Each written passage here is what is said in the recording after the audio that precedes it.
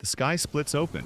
Water pours from above like the heavens are being emptied. The ground cracks apart and oceans erupt from beneath the earth. Every city, every village, every living thing is being swallowed. You're floating inside a wooden box you built with your bare hands while the entire world laughed at you. Nobody believed you. Nobody listened. Now everyone who mocked you is gone, and you're the only reason life still exists on this earth. This is how you got here. You live in a world that has lost its mind. Violence fills the streets. Corruption poisons every transaction. Cruelty has become entertainment. The powerful crush the weak and call it progress. Men kill each other over scraps and women in territory, and nobody even flinches anymore because it's just the way things are. The earth is full of wickedness, and wickedness has become so normal that nobody notices it except you. Your name is Noah. You're 600 years old, and you are the only righteous person left on the entire planet. You didn't ask for this. You didn't volunteer to be the last good man standing. You have a wife. You have 3 sons, Shem, Ham, and Japheth, and their wives. You live a quiet life. You grow crops. You tend animals. You try to do what's right in a world that has forgotten what right even means. And one day, without warning, God speaks to you, not through a prophet, not through a dream, directly, and what he tells you changes everything. The world you know is ending. Every living thing on Earth is going to be destroyed. A flood is coming that will wipe the surface of the planet clean. Everything dies. Everyone dies. Except you. Except your family. But only if you do exactly what he tells you. He gives you instructions.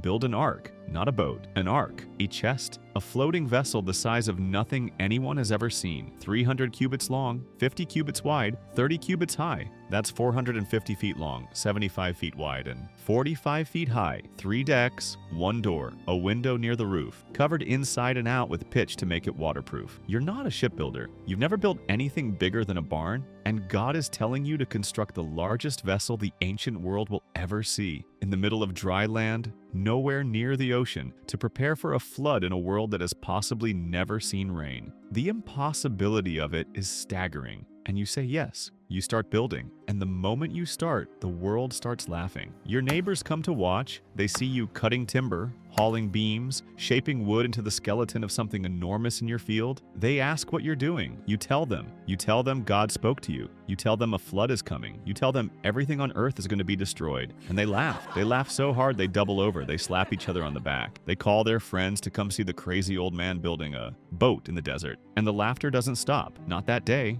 not that week, not that year. For decades you build, and for decades the world mocks you. Your sons help you, your wife stands by you, but beyond your family you are completely alone in your belief. There's not a single person outside your household who thinks you're anything but insane. People walk by your construction site every day and shake their heads. Children throw rocks at the hull and run away laughing. Merchants charge you double for supplies because they know you're desperate and they think you're crazy. Former friends cross the street to avoid you. Neighbors whisper when your wife walks through the market. Your sons' wives endure the shame of being married into the family of the village fool. You become the joke of the entire region, the lunatic with the boat in the desert, and every single morning, no matter how heavy the shame or how loud the laughter, you wake up and walk to the ark and pick up your tools and keep building. Day after day, year after year, decade after decade, because God told you to, and that's enough. Even when every human being on earth tells you you're wrong, even when your own hands shake with exhaustion and doubt, the voice that told you to build is louder than all of them combined. The construction takes years. Nobody knows exactly how many.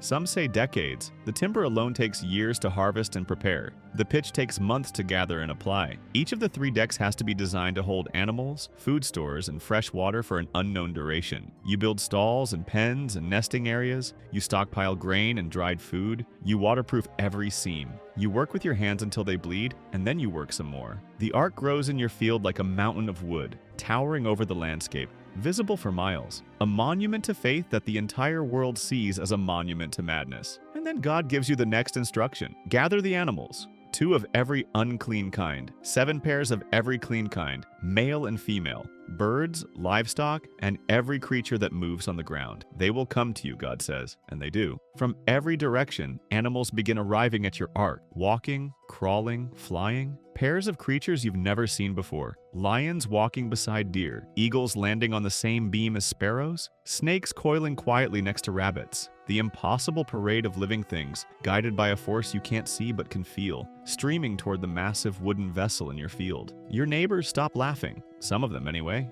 The others laugh louder to hide the chill running down their spine. You load the animals onto the ark, deck by deck, stall by stall. The lower deck for waste and heavy animals. The middle deck for your family and the clean animals. The upper deck for the birds and the creatures that need light. You store the food. You fill the water containers. You check every seal, every joint, every plank. And when everything is aboard, when the last animal has walked up the ramp, God tells you to enter the ark with your family, your wife, your 3 sons, their 3 wives, 8 people in total. 8 people out of every human being on the face of the earth. You walk up the ramp, and behind you, God shuts the door. Not you. God. The door closes, and you hear the seal lock into place. You're inside. The world is outside, and now you wait. 7 days. For 7 days after the door is sealed, nothing happens. You sit inside the ark surrounded by animals and silence and the sound of your own breathing. The world outside continues as it always has. People eat and drink and marry and fight and steal and kill. They pass by the ark and see its door sealed shut, and they shake their heads one final time at the old fool locked inside his wooden box with a zoo. Some bang on the hull and yell jokes. Others have already forgotten about you entirely. 7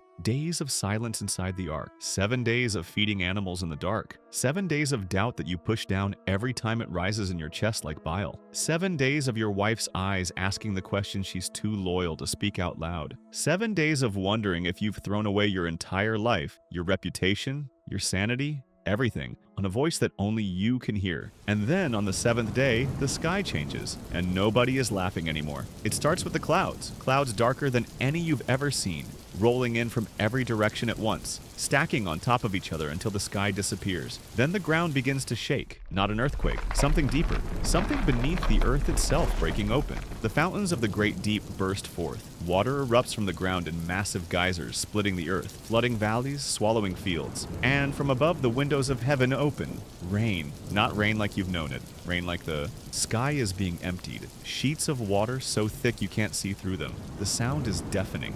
Water hammering the roof of the ark from above. Water surging against the hull from below. And then the ark begins to move. It lifts off the ground. It floats. The impossible vessel you built with bleeding hands over years of mockery is doing exactly what it was designed to do. It's saving you. Outside, the world is dying. The water rises and nothing stops it. Fields vanish under brown churning water.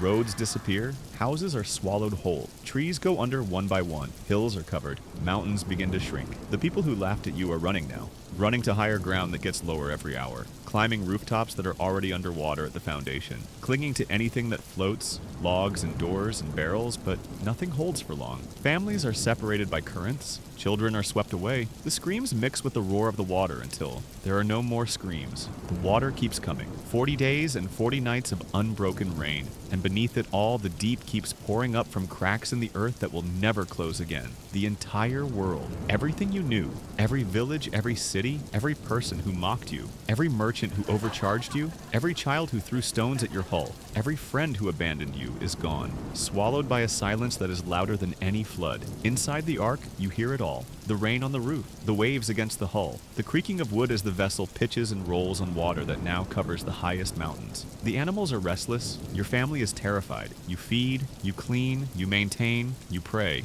The ark has no rudder, no sail, no way to steer. It goes where the water takes it, and you trust that wherever that is, it's where God intended. For 150 days, the water holds its level. 5 months of floating on an ocean that has no shore. 5 months of darkness and noise and animal sounds, and the weight of being the only people left alive on a drowned planet. And then God remembers you. That's how the scripture puts it. God remembered Noah, not because he forgot, but because the time of judgment was complete and the time of mercy had come. He sends a wind over the earth. The rain stops, the fountains close, the water begins to recede, slowly, inch by inch, week by week, until one day, with a sound that echoes through the entire vessel, the ark settles. It comes to rest on the mountains of Ararat, solid ground beneath you for the first time in 5 months. You feel the stillness. You hear the quiet. The journey isn't over, but the worst of it is. You open the window near the roof and release a raven. It flies out in circles, going back and forth, finding no place to land. You wait 7 days and send a dove. The dove returns with nothing, because the water still covers everything. You wait another 7 days and send the dove again. This time it comes back with an olive leaf in its beak, fresh, green, alive. Proof that somewhere out there, the earth is coming back. You wait 7 more days and send the dove a third time. It doesn't come back. It found a home. The world is drying. The earth is healing.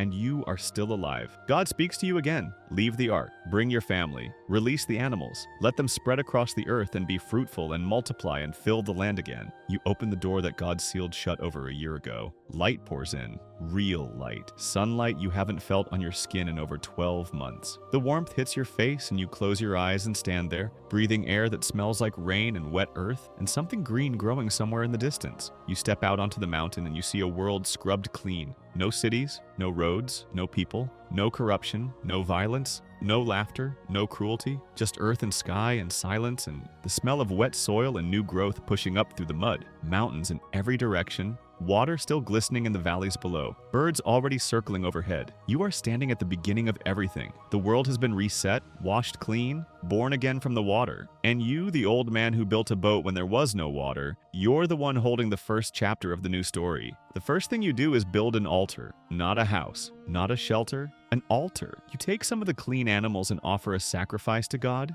a thank you, a recognition, an acknowledgement that you and your family are alive not because of your skill or your strength or your intelligence, but because you listened when everyone else turned away. The smoke rises into the clean sky and God makes a promise. Never again. Never again will he destroy all life with a flood. Never again will the waters cover the earth. And as a sign of that promise, something appears in the sky that you've never seen before. A rainbow, an arc of color stretching from horizon to horizon. The first one in history. The seal of a covenant between God and every living thing on earth. That's your story. The man who built a boat when there was no water. The man who listened to a voice nobody else could hear. The man who endured decades of mockery and kept building anyway. The man who loaded animals onto a vessel that the whole world called madness and sailed through the destruction of everything he knew. You weren't chosen because you were perfect. You were chosen because you were faithful. And the difference between you and every other person on that drowned planet came down to one thing. When God spoke, you picked up your tools and started building. While everyone else laughed, you hammered. While everyone else mocked, you measured. While everyone else lived as if tomorrow was guaranteed, you prepared for the flood that nobody believed was coming. And when the rain finally fell, you were finally ready. That's Noah, the man who saved the world by building a box and trusting the voice inside the storm.